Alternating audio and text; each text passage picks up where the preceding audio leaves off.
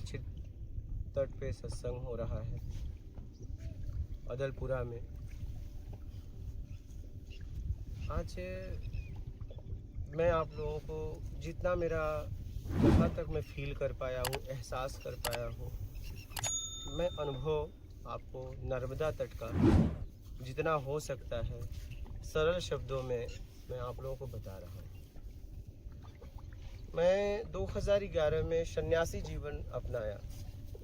3 दिन, तीसरे दिन आश्रम छोड़ दिया, क्योंकि वैभव और ये सब छोड़ के ही मैंने सन्यासी जीवन को अपनाया। तो मैं देखा कि आश्रम में चेला आश्रम के नीचे बात नहीं होती है। बोला मैं तो यही छोड़ के आया था, अगर यही यहाँ करना होगा तो मैं रोने लगा, निकल गया। हमारी गुरुजी से आपस में झगड़े होने लगे, बोले जन्म जन्म लगते हैं। बोला कोई तो जन्म आखिरी होगा, मैं तो इसी जन्म के लिए निकला था।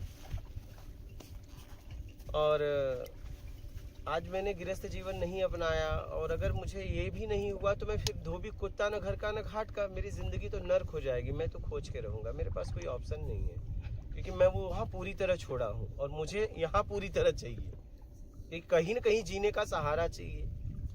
फिर इसके बाद उन्होंने कहा मैं नहीं करा सकता, सदगुरु ढूंढ। मैं फिर 12 ज्योतिर्लिंग, 4 धाम, गंगा सागर की यात्रा किया।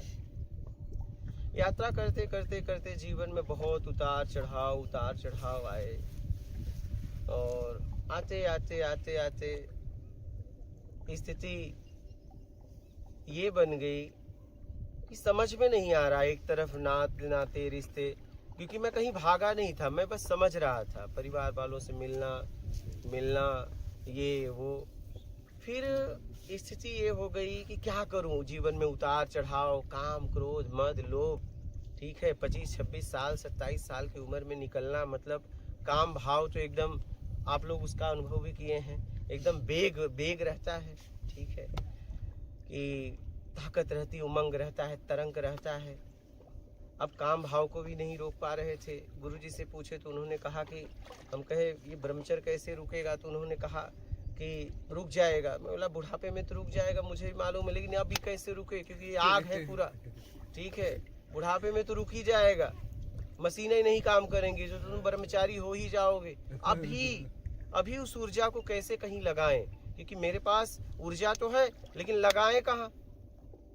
नहीं, अगर आप कहीं लगाओगे तो उस ऊर्जा से आप ही को परेशानी होने लगेगी, क्योंकि ऊर्जा को जाने का कहीं जगह होना चाहिए। ठीक है, अच्छा, गलत तरीके से निकालोगे फिर आपको पछतावा होगा। उस सही तरीके से उसका उपयोग होना चाहिए। ज्यादातर हम ऊर्जा का, शारीरिक ऊर्जा का गलत ही उपयोग करते हैं। ठीक है, गलत विधि से ही निकाल देते हैं और बाद में हम पछताते हैं। हर बार कहते हैं अब नहीं निकालूंगा, लेकिन ये जल्दी आता नहीं है जीवन में। क्या? उससे हमारा शरीर खराब हो जाता है। बात समझ रहे हैं? उससे हमारा, हर बार यही कहते हैं अपने आप से, अब नहीं करूंगा। हर बार जैसे ऊर्जा निकलेगी गलत तरीके से, आप पछताते हो कि अब नहीं करूंगा, लेकिन अब नहीं करूंगा, लेकिन वो आते आते आते आते बड़ा समय, मतलब वो हो जाता है। तो समझ में नहीं आ रहा था क्या करूं। 12 ज्योतिर्लिंग, 4 धाम, गंगा सागर की यात्रा किया, फिर ओमकारेश्वर ऐसे आया, और समझ में नहीं आ रहा था क्या करूं। फिर भूख लगी थी, सुबह गया एटीएम से पैसा निकालने, तो एटीएम नज़दीक वाले में नहीं था। फिर वहाँ से बस स्टैंड है, वहाँ एक एटीएम है, बोला चलो वहाँ निकाल लेते हैं। और आंखों में आंसू, ये हो रहा था कि अब जाऊँ कहाँ, क्योंकि थक गया था, सब खत्म हो गया था। मतलब पृथ्वी पर ऐसा जगह नहीं बचा था। समझदारों से लेके साधु सन्यासी से लेके बैरागी, उदासी, गृहस्थ से लेके भिखारी तक को नहीं छोड़ा था। थक गया था कि अब कहाँ खोजूं, समझ में नहीं आ रहा है। एटीएम के बाहर पैसा निकालने आया, ऐसे ही रोड पे खड़ा था, आंखों में छरछर आंसू गिर रहे थे कि जाऊं कहाँ, अब जाऊं कहाँ, तो समझ में नहीं आ रहा था। बेचैनी थी, घुटन था, कोई ऑप्शन नहीं था जीवन में, क्योंकि सब कुछ छूट गया था। मुझे समझ में आ गया कि यहाँ किसी को कोई मानता नहीं है। यहाँ आपकी ताकत को लोग आपको मानते हैं। जब तक आप ताकतवर हैं, चाहे रूप से, चाहे रंग से, चाहे टैलेंट से, चाहे पैसे से, तभी तक आपको लोग मानेंगे। ठीक है, हमारा आपका हाल वही है। लेकिन मैं इस दलदल से निकलना चाहता था। मेरा जीवन प्रेम में जीना चाहता था। आंखों से आंसू। तो मैंने देखा कि रोड के उस पार एक महात्मा जी वस्त्र में, सफेद वस्त्र में आ रहे थे। हमने उनको देखा, देखते रहे और वो वहां से मुझे देखने लगे। हम एक दूसरे को देखते देखते करीब हो गए। उन्होंने कुछ मुझसे पूछा, कहाँ जा रहे हो? मुझे पता नहीं।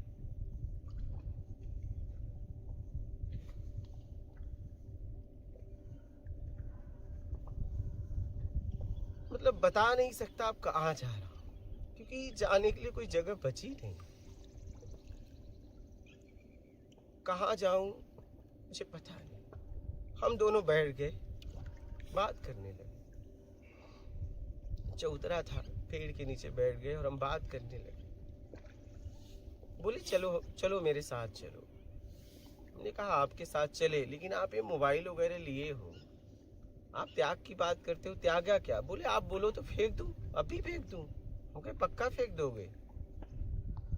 हमने उनकी परीक्षा लेनी चाहिए, क्या स्थिति है।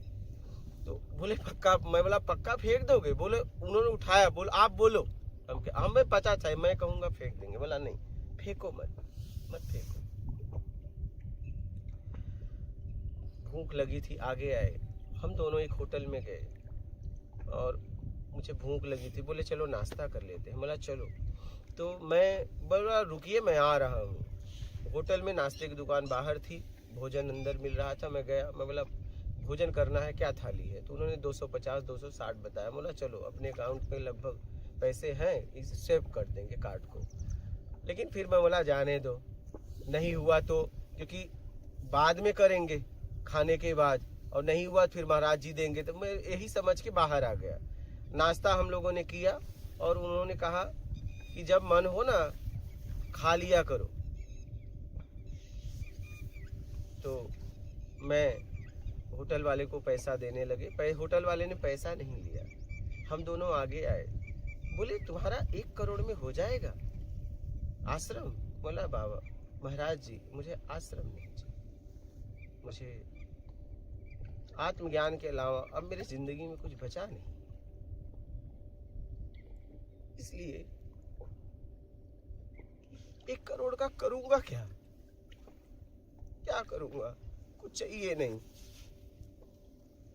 जिंदगी में कुछ नहीं रहा। चिल्लाता था मैं, रोता था कि जिंदगी में ना गृहस्थ में हुआ, ना सन्यासी में गया, ना तो नशा में गया, ना तो गुरु चेला में गया, आश्रम में गया, ना नाम सूरत पैसे में गया। आखिर जिए कैसे? क्योंकि जीने का उस समय मुझे समझ में आया कि जिंदगी जीने का इस पृथ्वी पर कोई आधार चाहिए, बेस चाहिए, नहीं तो आप जी नहीं पाओगे।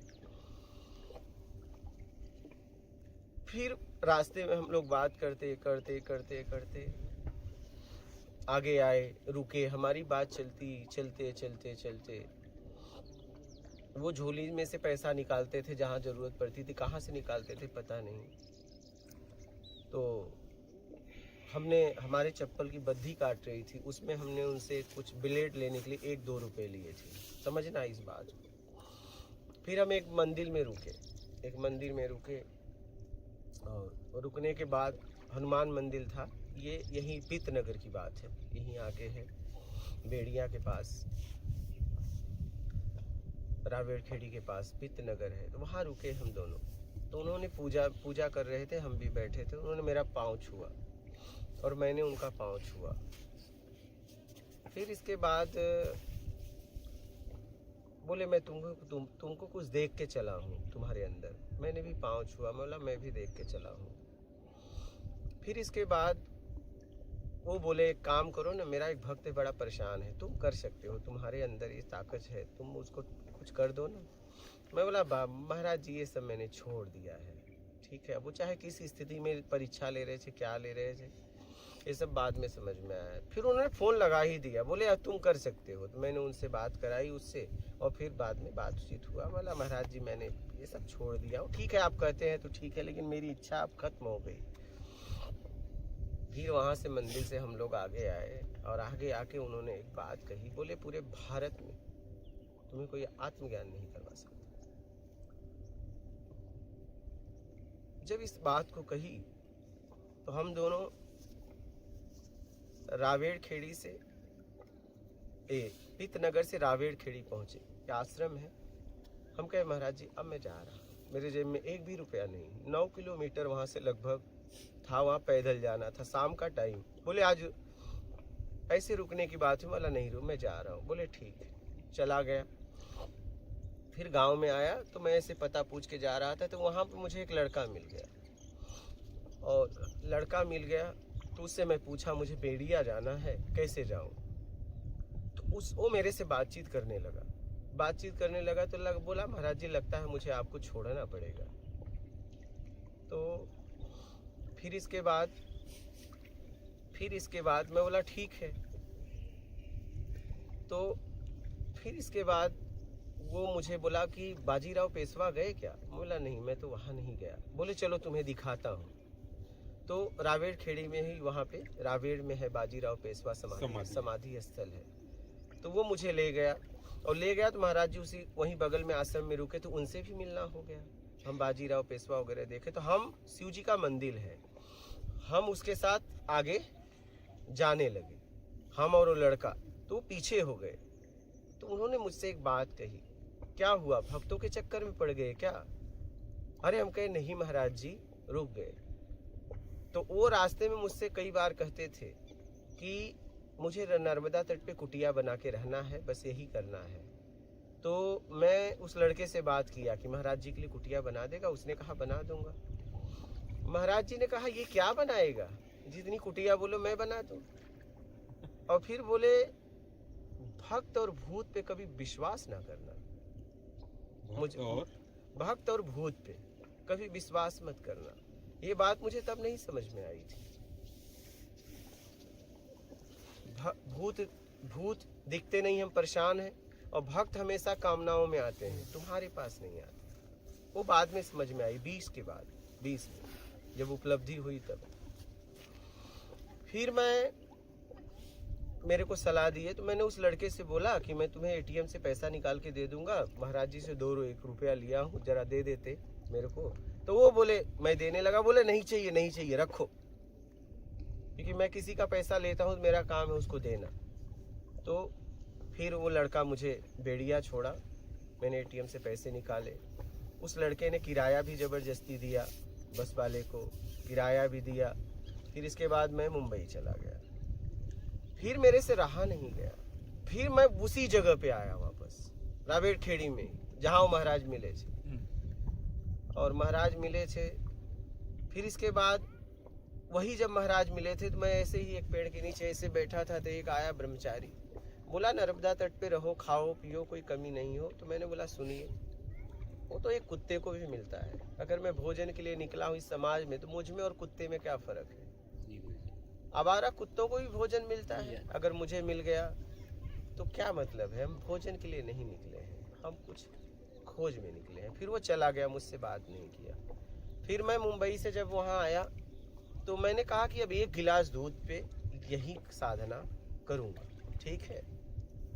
और फिर इसके बाद वहाँ पे मुझे 2 लोग और मिल गए, एक बंगाली बाबा थे, एक ऐसे ही और मिल गए। वो बोले मैं तुम्हें बताऊंगा, और मैं तुम्हें बताऊंगा नहीं, मैं तुम्हें दिखाऊंगा भी। हमने कहा चलो, चल दिया उनके साथ। वो व्रत भी वहाँ छूट गया, क्योंकि वहीं कुटिया बना के रहने का भाव था। हम कहे अब तो बता रहे हैं। बोले आज तक मेरे इतना समय से मैं घूम रहा हूँ अमरकंटक से, लेकिन कोई मुझसे पूछा नहीं, आप पहले आदमी हो आध्यात्म की बात कर रहे हो। चल दिए दोनों। आते आते वो कुछ भी बोले, हम करके बोलते तो हो गया। मैं बाथरूम के अलावा कहीं छोड़ता नहीं हूँ। कोई अगर मुझे कह दे मैं बताऊंगा, तो बाथरूम के अलावा छोड़ता नहीं था, क्योंकि वहाँ मैं जा नहीं सकता था। क्या प्यास? वो सोए, उसके बाद सोता था, उसके उठने के पहले जाग जाता था। फिर स्थिति ये बनी कि हम दोनों जन और एक जन और आगे आते, वही मिलना हुआ। आगे आते आते फिर इसके बाद वो बताते गए, हम करते गए, ये करो वो करो करते गए। फिर पूछ लेते थे ये किया, बोले तुम करो। मैं बोला किया, क्या होगा वो तो बताओ, क्योंकि मुझे मालूम है अगर मैं इस पानी में ऐसे छूऊंगा तो तुरंत हाथ भीगेगा, तुरंत। अगर ये तुरंत नहीं भीगा तो कभी नहीं भीगेगा। क्या इसका मतलब या तो मैंने हाथ डाला नहीं है या तो इसमें पानी नहीं। अगर कोई भी साधना काम करेगी तो मेरा जीवन में अनुभव तुरंत करेगी, तुरंत, बाद में नहीं, उसका असर तुरंत होगा, क्योंकि प्रकृति का नियम है। बदलाव हर क्षण हो रहा है। आप किसी के बारे में बोल रहे हैं, उसमें बदलाव हो चुका, आगे पहुंचते पहुंचते बदलाव हो जाता है। तो मुझे पता है कि अगर कोई भी विधि या साधना होगी तो तुरंत काम करेगी या तो कभी नहीं। ये मेरे जीवन का अनुभव है। मैंने पानी में हाथ डाला, देखो तुरंत भीगा। कोई कहे नहीं 1 साल बाद, इसका मतलब हाथ गया नहीं है या तो पानी नहीं है। क्या तो मुझे जब हाथ भिगाना ही है तो मैं इसमें पानी नहीं, इसका इंतजार क्यों करूं? जहां पानी वहां कूद जाऊं ना। सूखे का इंतजार क्यों करूं? बारिश का इंतजार क्यों करूं? क्योंकि बारिश आते आते मैं जिंदा रहूंगा कि नहीं रहूंगा, मेरे पास इतना समय नहीं है। और जब बारिश आएगी तो उस समय तो मैं कहीं भी रहूंगा, धरती पे भीग लूंगा। मैं यहाँ पे इस गड्ढे के पास इंतजार क्यों करूं कि बारिश आएगी, ये गड्ढा भरेगा तो मैं भीगूंगा? तब तो मैं कहीं भी रहूंगा, दुनिया में भीग जाऊंगा।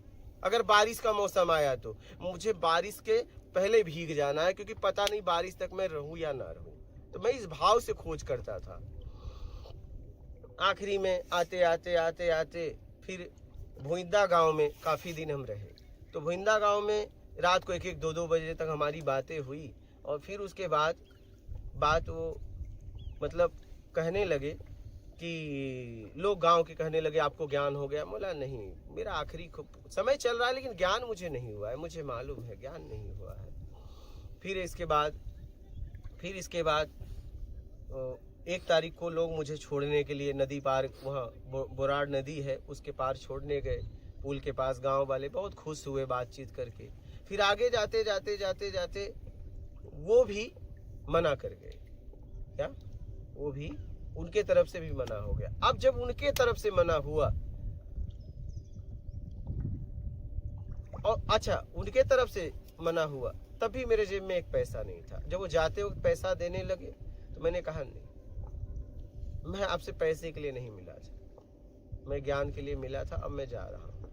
और रास्ते में वो गांजा पीते थे तो मैं उनको मना नहीं करता था। ऐसा नहीं आप गांजा पीते हो, दारू पीते हो, उससे मुझे मतलब नहीं। आपने बताया तो एक बार क्या हुआ, उन्होंने मेरी तरफ ऐसे गांजा बढ़ाया। मौला देखिए इससे परमात्मा मिलेगा? बोले नहीं। बोला मुझे नहीं चाहिए। अगर आप कह दो, आपने कहा है ना अब मैं बताऊंगा, आप कह दो अगर इससे परमात्मा मिलेगा तो मैं दिन भर रात भर गांजा ही पीऊंगा, क्योंकि मेरे पास जीने का ऑप्शन नहीं है और मरना मुझे आता नहीं। ये भी पता चल गया है कि मरना भी अपने आप से गलत है। मैं इस स्थिति में हूं कि मैं उसके लिए कुछ भी कर सकता हूं। बोले नहीं एक नशा है। बोला ठीक, मैं नहीं कर सकता। फिर जब वहां से मैं निकला फिर रो रहा था कि अब कहाँ जाऊं, अब तो खत्म हो गया, अब खत्म हो गया। फिर मैं वहां से मुंबई गया, फिर मुंबई से फिर गुजरात गया, फिर ऐसे ही गुजरात गया। फिर उसी समय ऐसे ही मेरा कब उपलब्धि, कब प्रश्न हट गए, उत्तर हो गए, मुझे पता नहीं चला। फिर मैं रावेड़खेड़ी गांव में आया, वहाँ पे मैंने कुछ सत्संग किया और फिर वहाँ के लोगों ने बोला कि आपको विश्वास है कि आपको परमात्मा मिल जाएगा? हमने कहा देखो ऐसा है, मेरे विश्वास में इतना विश्वास है कि वो नहीं है तो भी मुझे होके आना पड़ेगा, क्योंकि ये मेरा विश्वास है, उसका नहीं। मैं उससे पूछ के नहीं चला था, प्रेम मेरा है, उसका नहीं। अगर वो नहीं होगा तो भी होके आना पड़ेगा, क्योंकि मैंने सुना है कईयों के लिए आया है, मुझे मेरे लिए क्यों नहीं आया? क्यों?